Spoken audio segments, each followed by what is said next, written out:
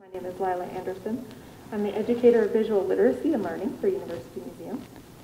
And I'm delighted to introduce our speaker tonight, Andrew Stevens. Andrew Stevens was instrumental in researching and selecting the prints on exhibition in Contemplate, Japan. Andrew earned his bachelor's and master's degree in English from Iowa State University before completing a master's in art history at the University of Kansas.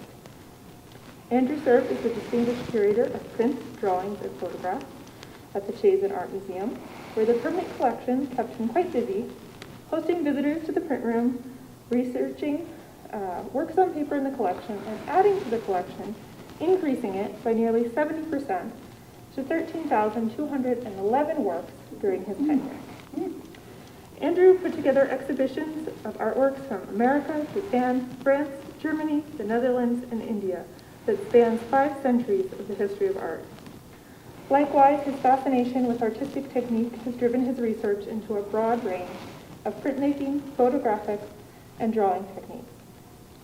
However, Japanese prints that use superlative color woodblock techniques to convey the deep cultural currents of Japan have always been close to his heart. Andrew notes that despite the fact that he neither speaks nor reads Japanese, the nearly 4,000 prints in the Chazen collection that he was privileged to work with allowed him to study these works in great detail. Andrew has given talks around the country that have often been on Japanese prints. He spoke twice on Japanese prints to his peers at the Print Council of America annual meeting and at the Zimmerli Museum at Rutgers University, where he gave the Woodruff Matsu Japanism lecture. This lecture is the only annual lecture he knows of in the United States that brings in a speaker specifically to address the relationship between the art of Japan and that of the West, i.e. Japanism. Most recently, he published on American color woodcuts in the first half of the 20th century in the collection of the Museum of the American Arts and Crafts Movement. Since his retirement in 2018, he has indulged in his lifelong hobbies of photography and woodworking. Please help me give a very warm welcome to Andrew Stevens for his talk, Prints from the Floating World.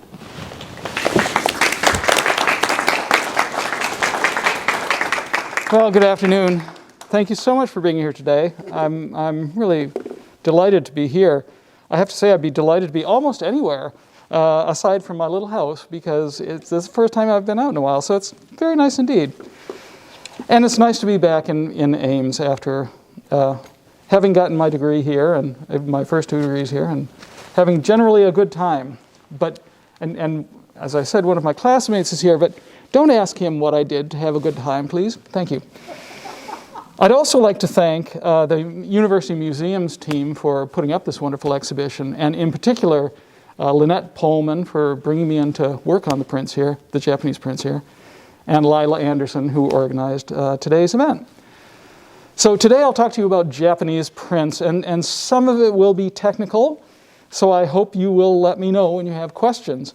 Though I can't promise to be able to answer all your questions, at least I'll get an idea of where I've been being unclear, so please help make me a better speaker and ask all the questions you want.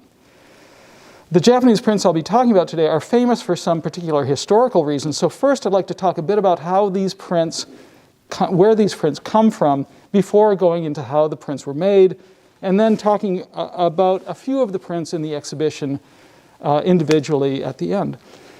These prints are the result of the hard work of artists, block cutters, printers, and publishers who made their livings by collaborating on the creation of these prints.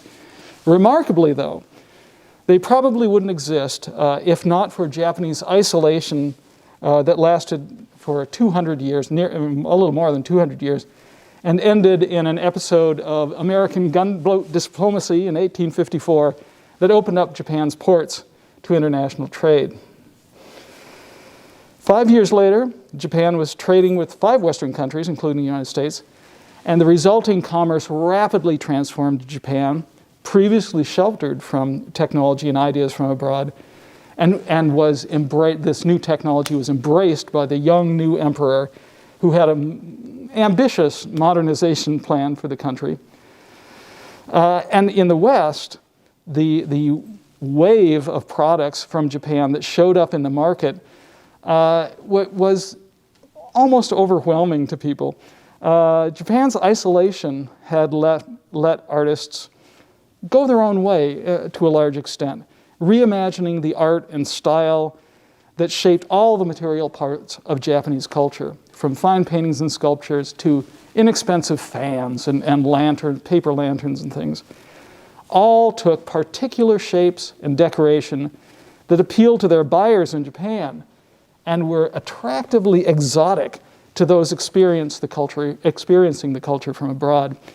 Japanese taste that was a revelation to Europe and America. The fascinating thing with Japan was so great that generations of Western artists, including Vincent van Gogh, James McNeill Whistler, Frank Lloyd Wright, and of course Gilbert and Sullivan, created works in response to what they found in Japanese art. These novelties were so eagerly received in the Europe and America that new words were coined. Japanomania, for the wave of enthusiasm for all things relating to Japan in the West, and Japonisme, styles of Western art that drew inspiration from Japanese art. Japanese prints were an ideal import for fueling this interest. In Japan, they were inexpensive. It can be difficult to make cost comparisons across countries and centuries. However, one Japanese source from the mid-1800s tells us that you could buy a medium good Japanese print, not too fancy, but not as basic as it could be, for the price of a bowl of rice in Tokyo. So if we bring that to here and now, we can think of a print as being about as expensive as a inexpensive meal. European and American printmakers no country on earth was producing prints as colorful and complex as the best of what was coming out of Japan in the mid-1800s. European and American printmakers were bowled over by the quality of the prints and fascinated with the unfamiliar styles and stories that they carried. The high quality of the prints was so remarkable because printing in multiple colors is not easy. But the very competitive market in the hothouse Japanese economy, cut off from the rest of the world, this isolation came to fruition in these prints with remarkably sophisticated results. So let me talk a little bit about how these prints were made. As I stated earlier, the prints are made by a collaboration. A publisher hires the designer to paint an image or a set of images. Once the artist is finished, the publisher passes the drawing along to the block cutters, who cut each image into a block or a set of blocks. And then the blocks are given to the printer, who actually creates the prints, which are then go back to the publisher, who will sell them in his shop. The publisher hires everyone else in the process. It may seem a complex system, especially for a simple print as the one you're going to see right now, but the Japanese woodcut printmaking doesn't have to be complex. It can be very basic. There we go. Here is just such a basic print. Not every print was in color, as we see in this print by Hiroshige from the mid-1800s. The block cutter cut the artist's design into the wooden block and passes it on to the printer, who inks it up, puts a piece of paper on top, and rubs it from the back to transfer the ink. So all of the, oopsie, that's the wrong button. Uh-oh. Haha, that's it. All of the white areas, of course, are areas that have been cut out of the block, leaving the black surface, what prints as black, all raised above the white areas. Very straightforward. If you've ever used a rubber stamp, this is a big wooden variety of that. The one-color technique of this harks back to the first printing in Japan, although this one is not particularly old. In Japan, stone rubbings were made and in order to record important monument inscriptions or carvings that are bas-relief carvings. And it's consistently only one color. So that's what Hiroshige is trying to imitate here. These famous sculptures or panels actually, and the calligraphy with them, which stone rubbing was a way to import these examples to the West. You don't have to purchase an example of the best calligraphy on earth or calligraphy by the best calligraphers on earth because they did monuments. So you send someone off and have them do some stone rubbings, and there you have it. Almost free, perfect examples of calligraphy. However, monochromatic prints, though interesting, were not usually big sellers. It was color prints that really caught the eye, and they are much more complicated. So most of what you'll see today, except for this first part, are images of objects in the Iowa State Museum's collection, and most of them will be prints. These are from another collection, which I worked in for years in Madison, Wisconsin. On the left is a block like the ones that all of these prints came from. This block was made in the 1950s, but in the style of the early 1800s. And quite different from the block that would have printed the earlier print of Fuji that we just saw. You can see that the image of the beautiful woman has been left in relief. It's slightly raised above the rest of the surface of the block. Each line is cut away on both sides.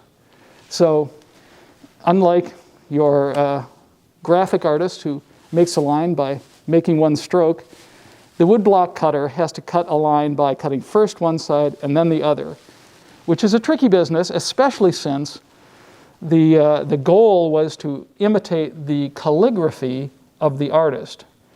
Remember that Japan, China, Korea, these are brush-based graphic societies for whom the ability to make a nice character is extremely important.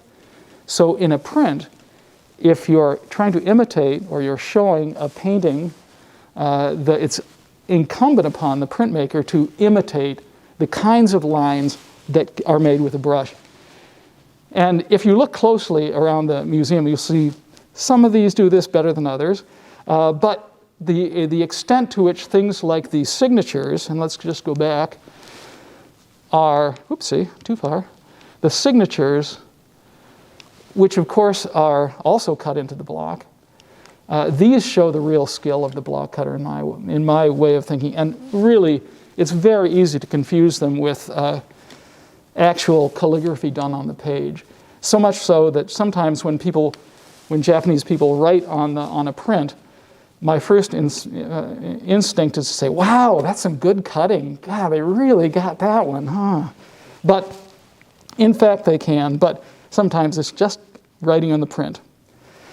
On the right hand, I should also mention that it's black all the way around here, which is the lowest part of the block, because that's where the ink was actually mixed.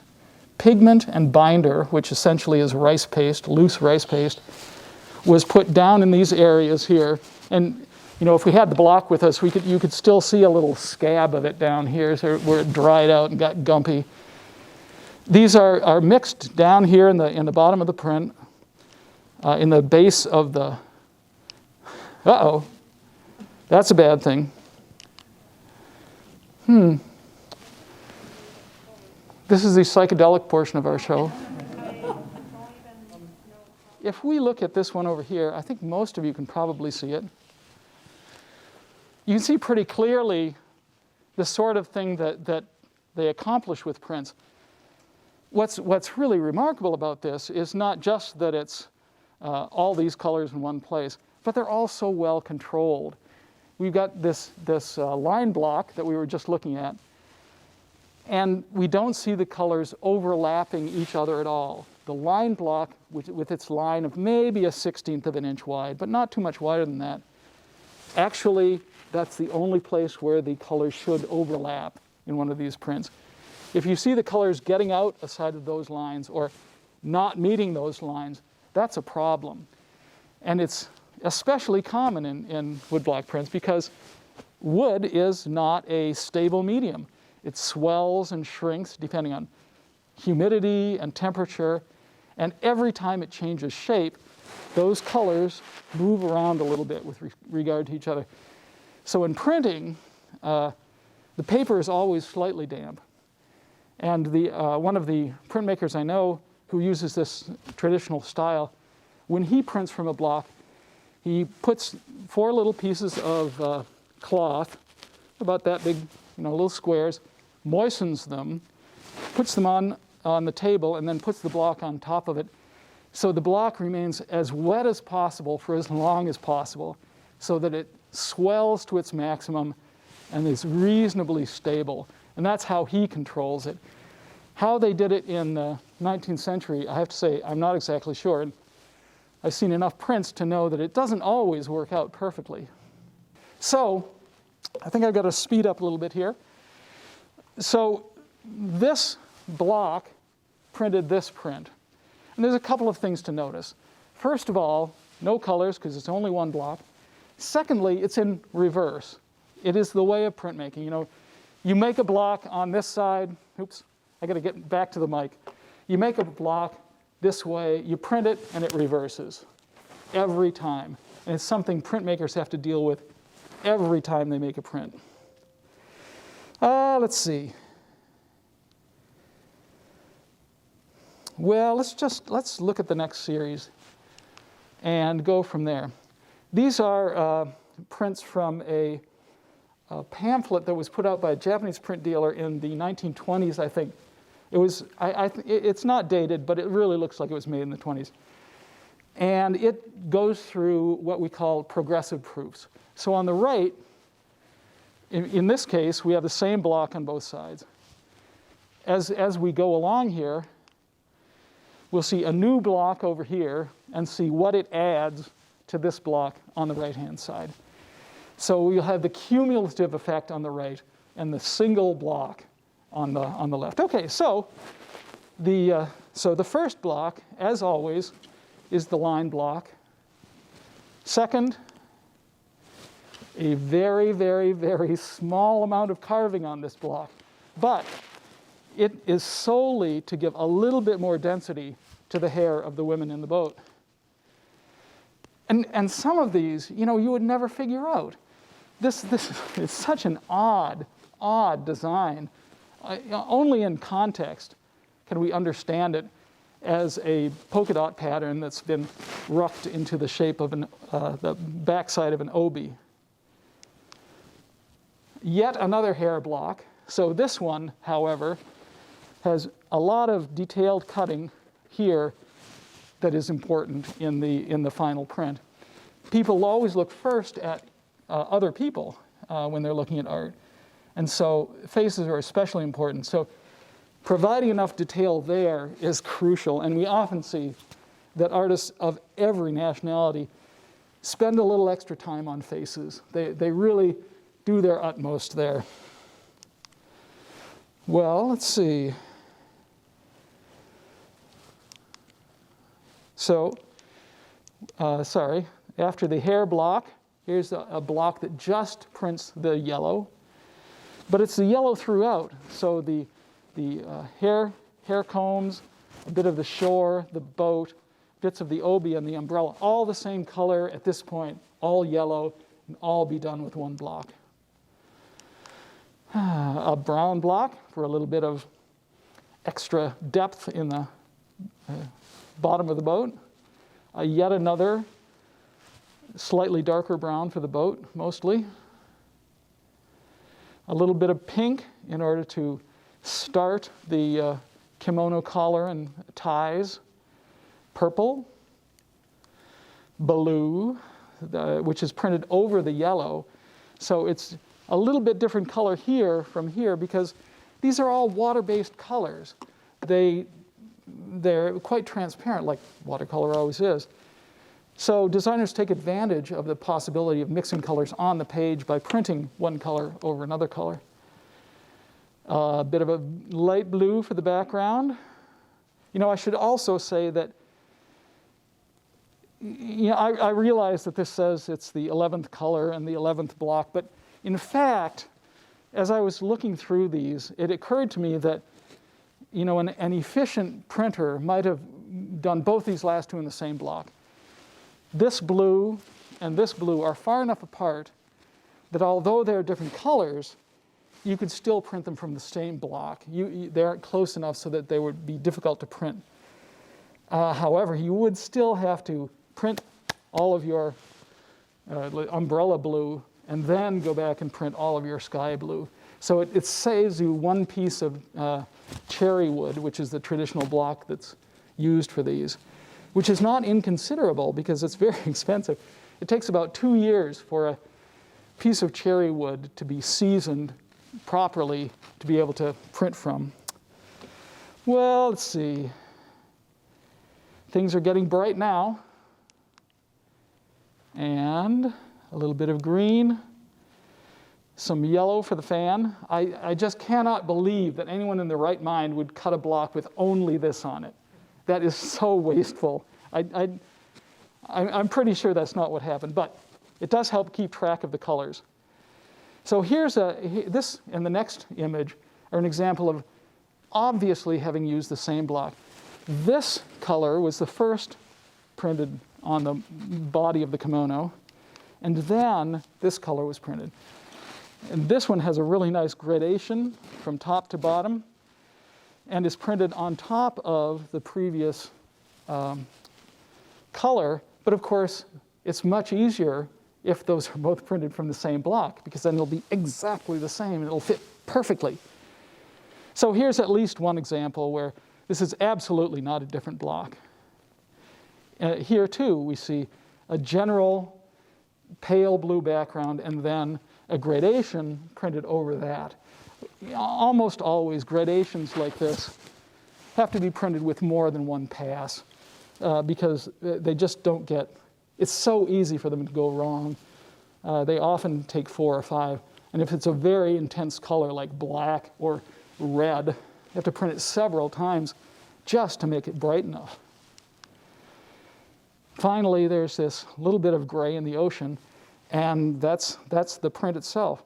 20 colors from 17 or so blocks, and a significant chore. That's actually quite a bit of cutting. Oh, sorry, this is the last one. So not only is it a lot of work just cutting blocks, but to get them to print exactly in the right place is a very tricky business. So if you'll bear with me, I'll go into some technical aspects of block cutting by looking at this drawing, also not part of the collection here, as it says on the screen. It's from the Chazen. Okay, just checking my time, sorry. It shows, this drawing was the sort of drawing that an artist would give to the publisher and say, okay, have them work on this. In this case, it shows 3 scenes from a very famous Japanese drama called Yoshitsune and the 1,000 Cherry Trees. A wonderful story of a man and his helper who turns out to be a spirit, a fox spirit, and thus very whimsical in the scenery, as well as being a nice excuse for some magic on stage. The original drawing here has exactly the same size as the print will be, though this has little color, and what is there is actually there not as color but as instructions. We see all the details that will be in the eventual line block and these few little bits of red. Most of these are do not cut lines. So these lines that separate the scenes from each other, very useful for the artist to know exactly where that line is. Useful for the block cutter too. But the artist didn't want it in the final print, so it's just there as a reference tool. This is a little bit different over here where, oopsie, there and there, where the artist is saying, well, I know I made marks to leave grass here, but don't do that. Just make that flat. And let's get rid of these mountains too. It's always difficult to tell who exactly is doing this. I know a lot of scholars who say, it's possible the artist did this, but it's much more likely that the publisher did it. However, I can't imagine the publisher making these lines. So I'd say we don't necessarily know who made it, but we can at least hypothesize that this was taken out because it interfered with the signature there. We don't know, though. So let's see. This print also has some much more complex corrections. And so for the next few slides, we'll be looking just at this side. And we'll start by looking at this little corner up here. Oops, I guess these guys and the end of that sword. Let's see. So there we go. And what's interesting about this is you can see where there's a change. You can see the fox, here's the spear, and the fox who's gesturing to these hapless workers. Hapless worker is sort of a character in kabuki. They're put in for humor, and of course having a hapless worker confront a spirit like this fox is bound to be a cause for riotous laughter. So there's that. But if you look closely, you'll see that here's another set of legs and a tail. And you can just make out a head also facing this way instead of that way. Clearly, the artist decided at some point, this really should have the fox facing the people. And so just glued a little piece of paper in there to hide the previous one and repainted right over it. It's pretty much, there's only a few ways to correct these things. They're ink. They're on very thin paper. They cannot be erased. So here's the same bit of paper, the whole sheet, or the whole third of a sheet, this time lit from the back. So you can very clearly see where this little patch has been put in, where the fox is. But in addition, do you see this line that goes all the way around here? That's where this entire section was just cut out. And then a new piece of paper was glued in, slight overlap, which we can see. Clearly, this went very, very wrong. And the artist had to redo the entire thing. So just, rather than redraw everything, just redrew that one little bit, which is remarkable because there's really not much left of the rest of the drawing. But remember, this is only a third of it. There's also the 2/3 over there, which presumably he didn't want to lose. Well, let's see. So I'm sure you're curious about how accurately this drawing was turned into a print. But although I can assure you that it would have been very accurate indeed, very close, I can't show you how the print actually looked because the print was never made. And we know the print wasn't made because this exists. In the normal course of printmaking in Japan in the mid-19th century, once the artist gave the block cutter the drawing, the block cutter would take it and paste it down to the block face down. Since the paper is thin, the block cutter could still clearly see the drawing. And if the paper was a little too thick, perhaps from corrections, he could just moisten it and just roll back that bit of paper and get down to the thin part with the correct drawing on it. Then the block cutter destroys the drawing by cutting right through it, following the artist's lines meticulously, and destroying the drawing in the process. So this is why these drawings never ever come down to us unless the print wasn't made. If the print had been made, the drawing shouldn't exist, at least up until 1870 or so. This is why if anyone ever offers you a drawing of an original drawing of a Japanese print, firmly decline. It's almost certainly a fake. And the only people who can tell are vastly better scholars than I am. So, let's see. Let's go back to our, wrong way. Back to our print and drawing. Okay, so the drawing is turned into a line block by putting it face down and cutting away everything that is not supposed to be there. The last thing a block cutter does in that process is make the registration marks. And these are the registration marks here. This guy, It's usually a little rectangle. This is a little bit wonky, and this guy right down here, which will be very difficult to see, but it's L-shaped. And both of these are like the lines of the print, slightly raised from the block of the print, and very nice flat lines.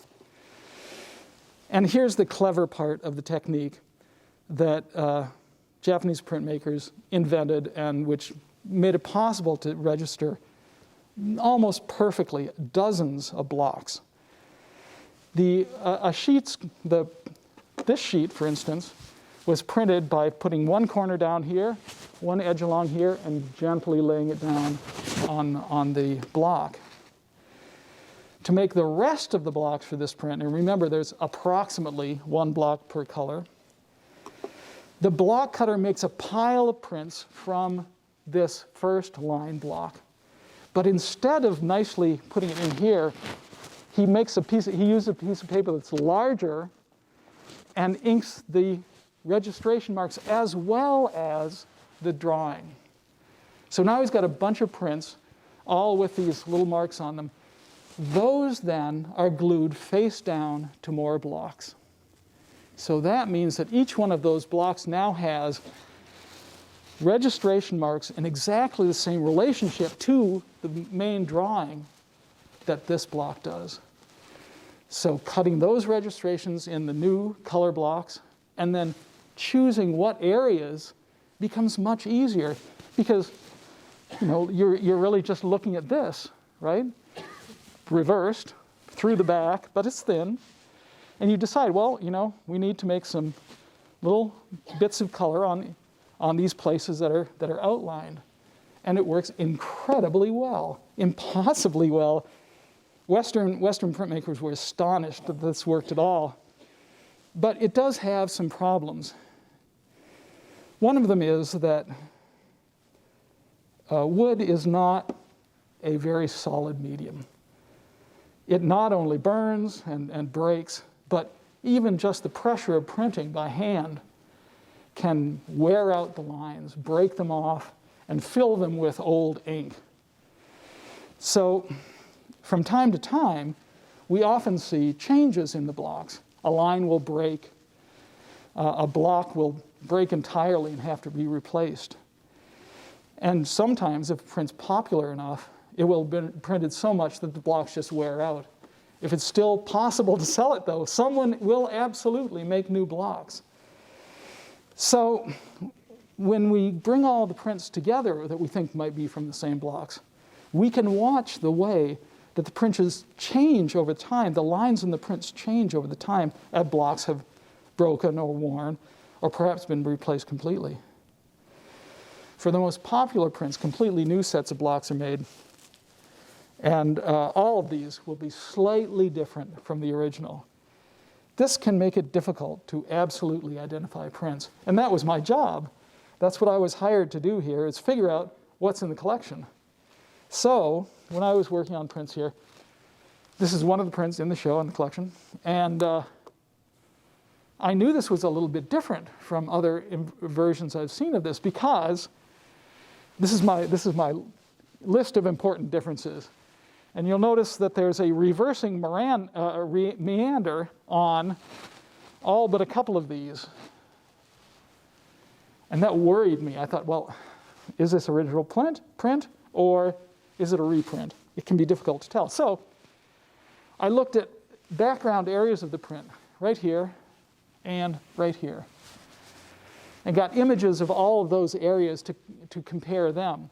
And although it's very difficult to see on the print, if we look at the signposts, you even from where you are, you might be able to see that this signpost in the second column from the left has this big gap in it. And that's very much like that, and unlike all but this. Moreover, it has, it's difficult to tell in the picture, but it has these lines here, which are a little bit different from these lines. In addition, we have these birds. And they occur in slightly different patterns. If you look at, for instance, I tend to do these in very small groups. So if you look at these 5 here, you notice, oh, look, there's an extra one in this one. but not in this one, although things seem a little bit differently spaced than on the first one. And this one, which has an extra thing here, and things are really in quite out of whack, is quite problematic. But in the end, it turned out that the print in this collection, was signpost B and birds B.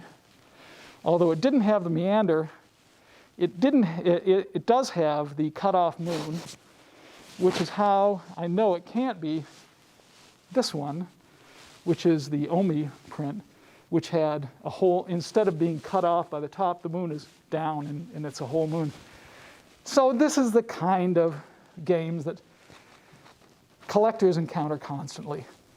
And although it may help us understand when the print was made or how it compares to other examples, unless we look beyond this, we will not know enough about the print. We will not know all that we should know. We will not understand that, the image of geese descending onto the water under moonlight is sort of the ideal calm evening in Japan. We might not, if we don't look a little further, appreciate the way the print kind of evokes the sounds of the geese with this kind of wonderful rhythmic change in their positions. And we will never feel the cool evening air unless we move beyond just looking at the marks and think about the subject as well. And even if we discover that this image occurs over and over in prints, we still might not associate the image with an even older Chinese composition of wild goose descending on a sandbank on the Xiang River in Hunan province, which is the ultimate source for this kind of design. Oh, I'm a little out of breath. Not used to all this talking, particularly not with a mask. So let's move on to talk about how these prints represent and relate to their subject matter. The subject of Japan's prints were determined in part by what people wanted to see. Like everyone everywhere, people are most interested in each other. So it's no surprise most Japanese prints are of interesting people. For the most part, those people are actors and beautiful women.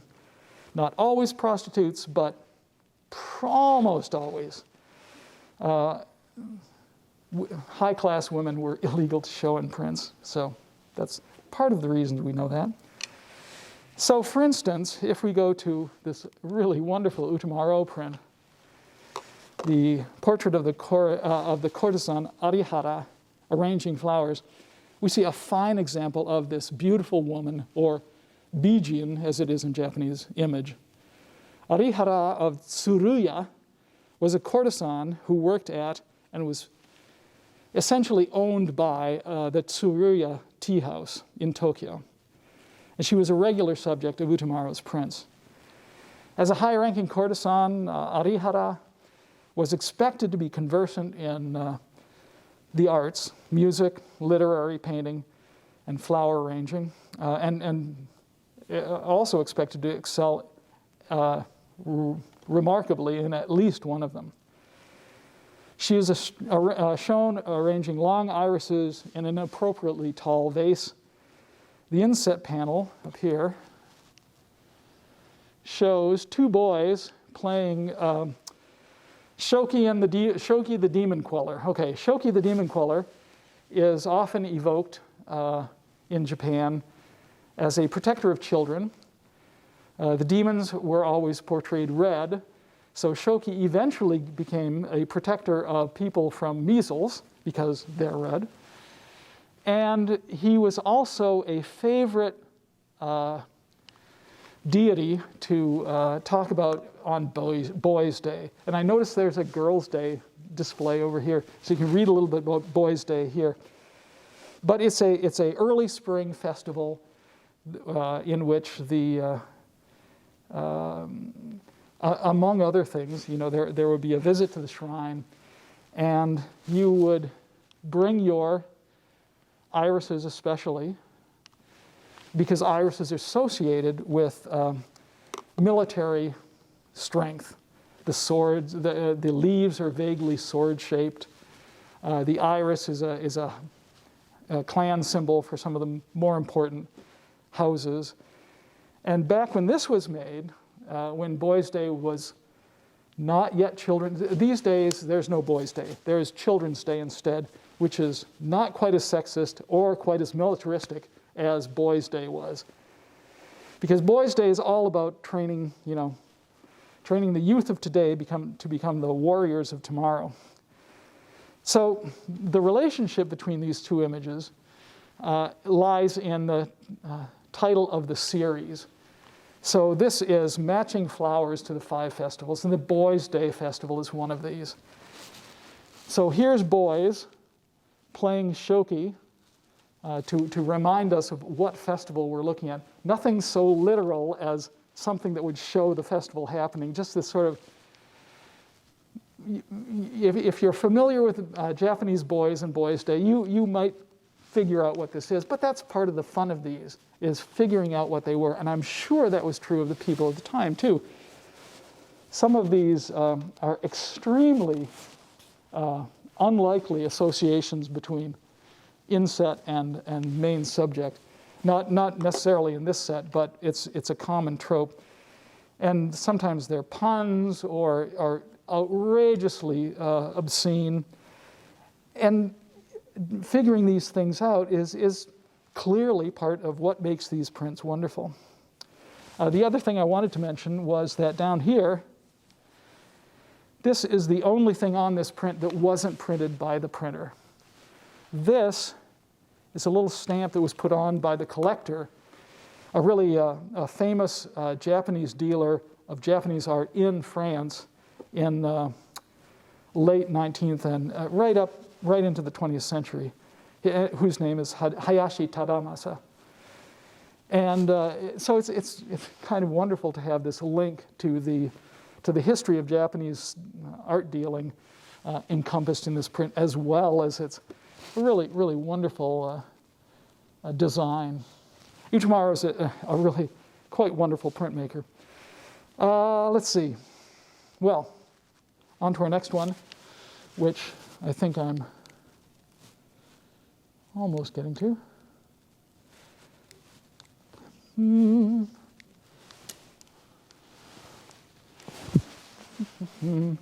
I think I'll just get a little closer. Oh, there we are. Well, I apologize for the quality of this image. But, of course, you can come and see the actual thing, which I think is over here, as I recall. Yeah, good. Lynette says yes, so good. So these prints are popular art, and as I mentioned, they were fairly cheap, far less expensive than, for instance, paintings by the same artists.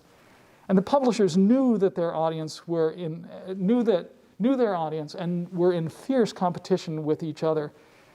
So through the late 1700s and 1800s, Japanese prints got bigger, more colorful, and encompassed more and more diverse subject matter. The beginnings of the popular printmaking in Japan spring from the close association of printmaking to kabuki. And this is a print that's mostly about this particular kabuki performance, where Matsumoto Koshiro III is playing the part of a man in disguise in the play Kagami ga Ike, Omokage Soga. So let's take a few minutes to unpack that. So the figure is typical for the period, and you can probably tell he's not quite as slender as the figure we just saw, not just because he's a male, but because this is a slightly earlier print. And so the ideal body has not yet become quite so slender as it would be in Utamaro. For the next generation, things get even weirder, but you can look around the gallery and see that. The figures get enormously tall and weirdly large-faced. Many people object to that who are Japanese print collectors. They only want early things. So on his back, this actor carries this bit of luggage. There's a piece up here, something hanging down there, and a larger piece here with little feet on the bottom. And he carries a red envelope in his hand, which is filled with medicine. I really, really want that to be measles medicine since it's in a red envelope, but in fact, red envelopes are used for other things as well. But I'm just desperately trying to tie it back to Shoki and the demon queller, but I don't think that's going to work. Well, the story is a Soga play. The Soga Brothers were actual historical characters who lost their father young when their father was killed by a rival daimyo, a rival lord. And so when they grow up, they decide that what they would like to do is revenge their father's death. And in fact, they do. Carry out their revenge killing and doing away with the murder of their father. And of course, since that's not legal, they're put to death as well. But they had widespread sympathy for their cause, and this sort of plot where people do what's right and still get punished for it, boy, that's really very basic to Japanese theater in general, but kabuki as well. Well, the story was very popular, retold and reconstituted constantly from the 4 centuries between the original Soga Brothers and this production in the 1700s. But these historical events just go on. And the Soga Brothers, of popular plays, of course, give rise to other prints as well. Oh, there we go, thank you. For instance, this one. So this is a different Soga play. The print is about 80 years later. And I put it up specifically to talk about the differences between these 2 prints. So you can see that, well, actually you can just see in the gallery that this is a much larger print. Instead of being 7 colors, as the earlier print was, this one's at least 14, so it's about twice as many blocks. And it's the figure really dominates the scene, much bigger in relation to the piece of paper than the previous one we saw. These are all part of what Japanese artists do to make these prints stand out, to sell them to a market. Prints like these allowed theater goers to take home a bit of the action. They were popular souvenirs, and there's thousands of them. Like the plays they were drawn from, the prints aimed to be spectacular and outdo the competition by presenting new productions of exciting dramas and popular actors. For the actors, of course, the prints are the equivalent to having a nice IMDb page on you. You know, they're popular things that promote future performances by memorializing past triumphs.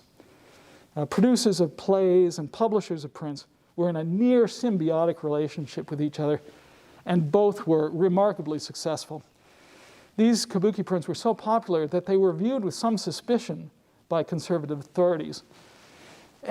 Actors, never trust them. Japan has a kind of highly ranked system. It's based on Confucianism.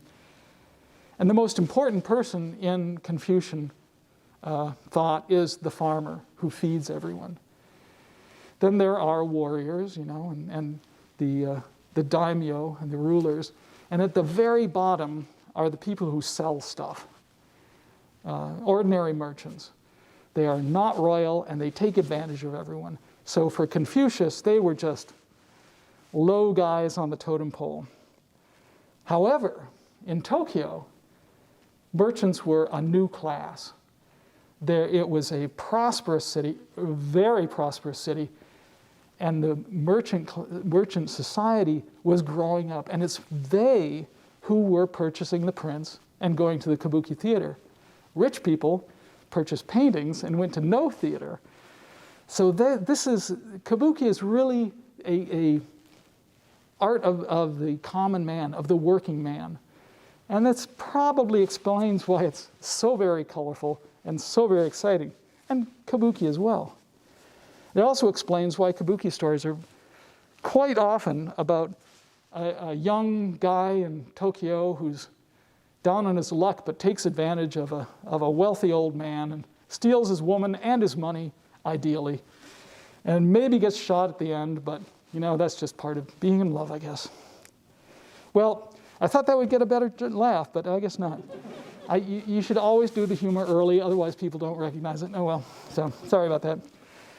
Well, there were several sets of reforms in Japan that sought to change public taste and shore up these class divisions. In the reforms of 1804, for instance, prints were forbidden from representing samurai families by name, crest, or other insignia, and color prints were briefly outlawed entirely. Utamaro, whose wonderful print we just looked at, was put into prison for his prints of the Emperor Hideyoshi, who reigned at the beginning of the 16th century. And it was a severe enough punishment that he actually dies a couple of weeks after he's released from prison. Later in the century, in 1842, another set of reforms, even stricter than those of 40 years earlier, were instituted that sought to outlaw luxury items and reform society in the arts. Printmakers were forbidden from depicting actors and courtesans at all, although sumo wrestlers were okay, because that was manly and warrior, martial, and exemplars of strength. Well, prints were limited to no more than 8 blocks. Multicolor prints could be no more than 3 sheets wide. And multicolor book covers were forbidden outright. The price of a print was limited to 16 mon, which was the price of the least expensive prints of the time. So the good part about this is that these reforms were always very short-lived. Within just a few years, in Japan, laws are never taken off the books, but they just stop enforcing them. And that's why these reforms happen every couple of decades. But in fact, though, the reforms in the first part of the 1800s seem to have encouraged printmakers to experiment outside of kabuki, outside of people. And it's probably these laws are partially responsible for the big rise in burden flower prints and landscape prints that happened just after 1800. And landscape specialists begin to appear in the Japanese print market, most famously Hokusai and Hiroshige. Oh, look at that. Hokusai and Hiroshige were very, very different artists. Hokusai a little older than Hiroshige. Hokusai called himself an old man crazy with painting and was broadly experimentally. He established new traditions like his famous series of 36 views of Mount Fuji, a novel idea, and everyone did it after him, but he really starts it. So although his landscape prints are among the most famous examples of Japanese prints, including The Great Wave by Hiroshige, his deft and lively images of people doing things are equally innovative and widely copied, and we'll talk about those in a few minutes. Those that were collected into his series called Hokusai's Manga. This is from a series called, 1,000 Pictures of the Ocean, which would be very impressive indeed if there were more than 12 prints in the series. But he seems to have been more enthusiastic in his dreams than in reality, or perhaps they just didn't sell well. Numbering in print series is always problematic. His Hokusai's series, 36 Views of Mount Fuji, actually has 41 prints in it. It was selling well, so they just kept making them. Likewise, Hiroshige's 100 Views of Edo has about 117 prints in it because well, they're still selling well. We could probably get a few more years out of this. And they just, round numbers like 100 and 1,000 are kind of like estimates in Japan. They aren't exactly, they don't necessarily have to be exactly 100. It's just, hundreds or something like that. It's a peculiarity of the language which printmakers took advantage of. Well, Hiroshige was much, much more focused on landscape prints, although he designs a few prints of beautiful women, of warriors, and of comic subjects. The vast majority of his 4,000 print output was landscapes. Like Hokusai, he created prints in series, working with publishers to bring them out over a number of years. And this print from his 100 Views of Edo series, I think that is produced from 1856 to 1859. So as a collector, you would go to your print dealer and say, well, anything new from that Hiroshige series? Oh, yes, well, I want to have them all, of course, because that's the way collectors are. And so it's probably was a good way to release these things. In fact, though, once the blocks are made, they continue to be printed sometimes for decades and decades. And even after they wear out, new blocks can be made, as you know. Well, here, as in many of the prints of these series, Hiroshige places elements of his composition right outside the borders of the print, so they're dramatically cut off. This willow trunk, for instance, and can you even tell what that is? People, of course it's people. Everyone likes looking at people. Well, they're umbrellas, aren't they? There's a couple of umbrellas. Here's the bridge railing. So this is the Yatsumi Bridge. That's all we see of the Yatsumi Bridge. It is the titular piece, but it is not really the subject of the composition. The print is not about the bridge itself, but being on the bridge and looking toward Fuji in the distance. Let's see.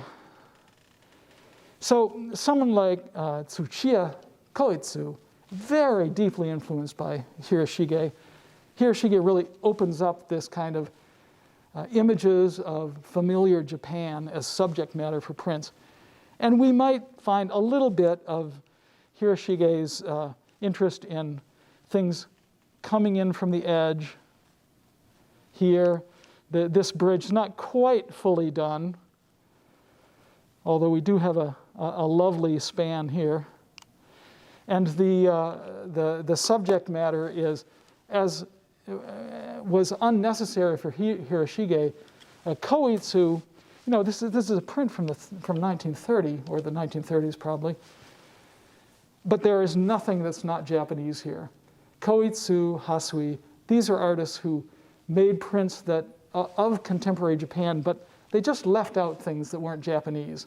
So telephone poles, lines on the street, concrete abutments, none of them here, all of them just left out because they're insufficiently picturesque to make it into the print. Let's see. So I know that I'm at 5:30 now, and I swore I would leave time for talking. So let's just move quickly. So we didn't actually, there's only a couple of those in the gallery, and these aren't up at all. But I would like to talk about this. These horse prints, I think, are over there somewhere. Or this one is. That's actually not a print on the other side. That's a painting on gilded wood of a horse. And this is the sort of painting that would be given to a shrine as a gift. Originally, it's thought that these signified actual horses, that a generous donor would give a horse to a shrine. In Japan, a horse is a tremendously opulent gift. They were not common and difficult to take care of. So eventually, people don't give horses to shrines anymore, but they do continue giving these plaques called ema. And if you've ever, they aren't always this shape. Very often they have kind of a little house shape to them, a rectangle with a little roof over it.